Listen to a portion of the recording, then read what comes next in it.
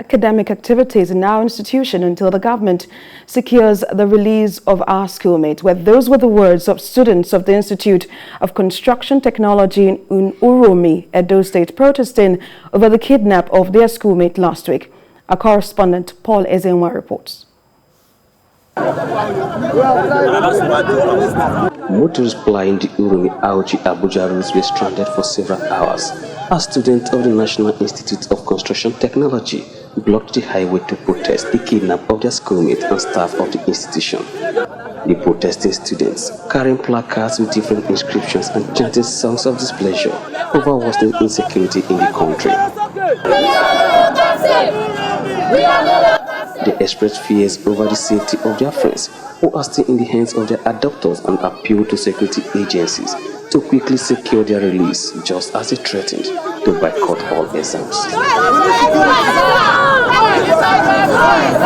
We were on our final year exams this week. It's also finished next week.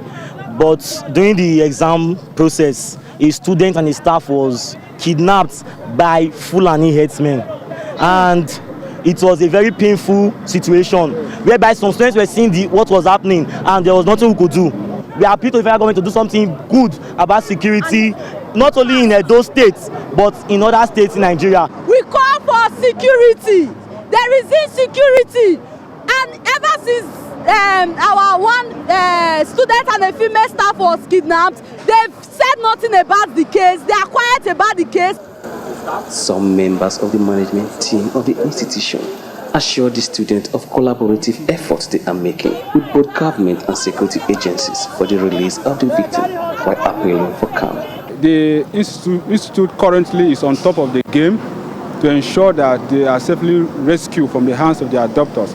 Our CSO, Mr. Abonakwa, is working in tandem with the security operatives. It was on their way leaving the site, the permanent site, after the students have taken their exams, that these kidnappers, herdsmen, they actually accosted them and went away with two of our persons, the staff, Uzo, and one of our final year students, Elizabeth, was taken.